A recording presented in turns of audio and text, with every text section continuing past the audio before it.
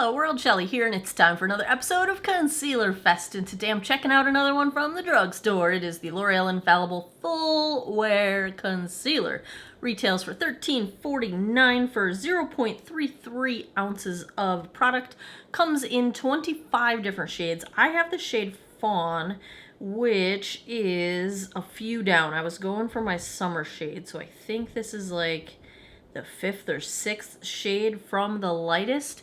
And the shades also do go pretty doggone deep. It's currently getting 4.3 out of 5 stars on Ulta's website. And the description: be unstoppable, experience full-on coverage and full face wear for up to 24 hours. L'Oreal's Infallible Full Wear Waterproof Concealer is the highest coverage formula in their widest concealer shade range ever. This concealer provides full coverage with a flawless matte finish. It's a multi-use formula for concealing imperfections, doubles as a contour highlight product. Shape your face with 1 to 2 shades, deep, blah, blah, blah, deeper, lighter, how to contour, etc., etc. The extra large applicator provides maximum coverage in 1 stroke. Waterproof, non-greasy, won't transfer, fade, or flake. Yeah, so let me talk about what I thought was interesting about the ingredient list here. First 4 ingredients: water, undecane, glycerin, dimethicone. I've never heard of undecane before. Let me look that up. It's a moisturizing ingredient, an emollient to be exact. Glycerin, also moisturizer. This could be really good for dry skin, is what I'm thinking. There's some oil in here. There are some natural extracts. They're all far down to the bottom of the list. I don't see any added fragrance. However, you can sneak in fragrance with some of these natural extracts, so I'm really intrigued. I've got the shade 340 Fawn. Let's take a look at this one swatched against a few others in my collection. Swatch time. First up is today's concealer, the L'Oreal Infallible Full Wear Concealer in shade Fawn. Second, I've got from CoverGirl the True Blend Undercover Concealer in shade L150. Third up is the L'Oreal Age Perfect Radiant Concealer in shade Ivory. Fourth, from Makeup Revolution, the Conceal and Hydrate in shade C3. And last, I've got from Maybelline the Age Rewind in shade Fair. Oh, this is like Shape Tape-esque, this applicator. Giant doe foot. Totally reminds me of the Shape Tape applicator. I've got a dampened Juno microfiber sponge here. Ooh, I didn't grab my concealer brush. Where is my concealer brush? I think we'll go with sponge and fingertips because I don't know where my concealer brush went. Let's start with a little bit. You know, for being so far down the color range, this is exactly what I hoped. Like, this looks like a great concealer shade for summer for me. Oh, that's a lot of coverage. You do not need a lot of product with this one, you guys. This is like perfectly highlighting for summer. Just enough. That's lovely. And they have quite a few shades lighter than this, so I really feel like this is an inclusive shade range for sure. Bravo there. Blends out nicely. A lot of coverage right off the bat. Yeah, that's really nice coverage. Let's try finger, and I'm going to try to use less product because that went a really long way.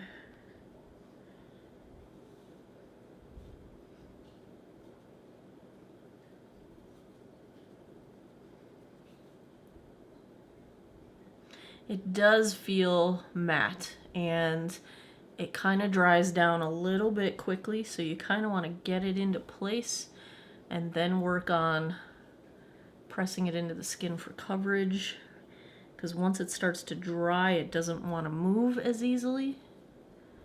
I feel like I need just a little bit more right over here. That's my little blood vessel. Goes right through my face. Thank you. Thanks, blood vessel.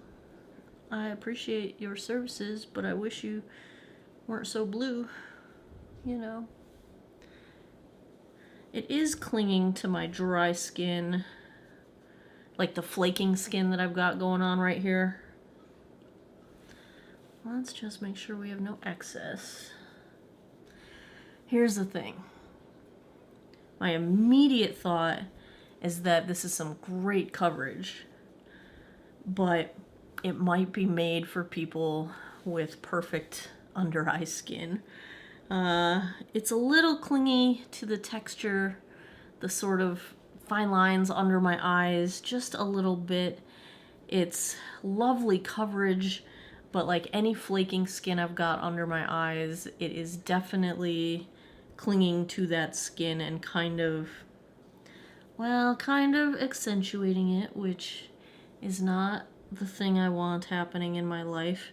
It is a really matte finish, and I feel like because it's so matte, it wants to highlight and emphasize a dry look on my fine lines. It's just making them all visible. I just realized I didn't turn down my settings.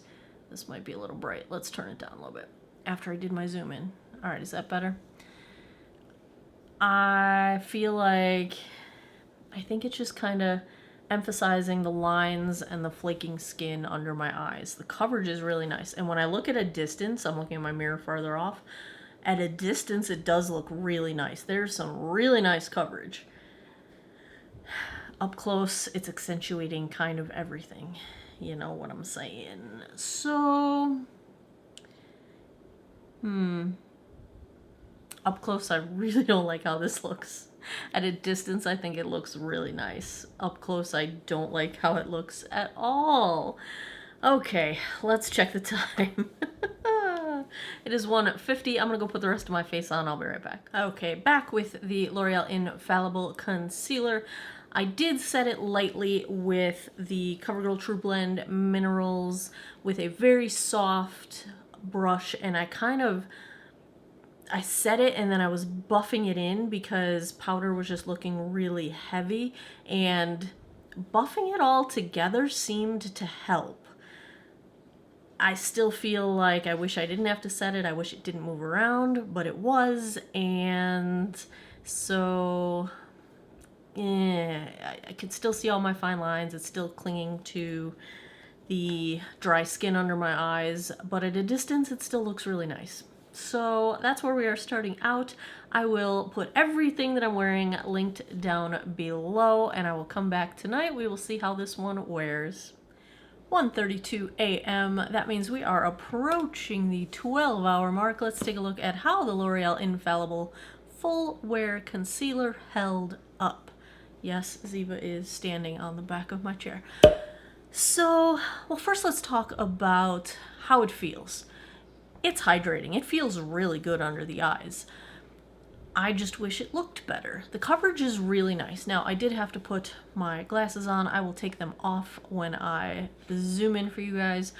I'm still recovering from my little mishap of stabbing myself in the eye with protein powder.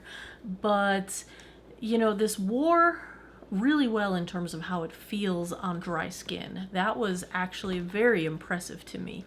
In terms of how it looks, let's do a zoom in. Now, it doesn't look much different than it did when I first applied it. You know, it's still gathering along some of the dry skin on my under eyes, but it's not settling into lines. It is still accentuating them just a bit. They're all still visible, but I haven't lost too much in terms of coverage. The coverage is just a little bit faded from where it was when we started out. So in that regard, it is pretty good. So if you have dry under eyes, I think this is really good for how it feels, but really bad for how it looks. It's one of those things where I don't think it was necessarily made for dry or maturing skin. That said, the coverage is good. It wears really well over time, the way they say that it wears well over time. It's got a decent shade range. But what I'm grading on is, you know, the overall performance for dry and maturing skin. And while I think this will work for some people, it's not going to be one that I reach for very often because I want my under eye to look smooth. I want it to look hydrated. I want it to have visibly smoothed lines. I don't want to see the fine lines under my eyes. And the way it looks is just not quite up to what I want. So if I had to give a grade to the Infallible Full Wear Concealer, I am going to give it a C-. It needs to look better under the eye if you've got dry and maturing under eyes. That's really just the end of the story. It doesn't matter if it feels good if it doesn't look good. I do think it'll work a lot better if you don't have dry flaking skin under your eyes. If it's just dry and you can't visibly see any flaking, you might have better luck with this. So I'd say it is worth a try, especially if you can get it on sale. But I'm gonna go C-. That's where I'm at with this one. There you have it. Another episode of Concealer Fest is in the books. If you enjoy concealer reviews, if you liked this one, if you want me to do more of them, give me a thumbs up down below.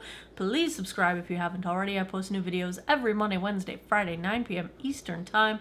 Check out geekoutofwater.com. Click the Concealer Fest link. I've got a ranked, sortable, searchable spreadsheet of all the concealer reviews I've done in the past year. The spreadsheet is growing, and I will be adding this one to it as well.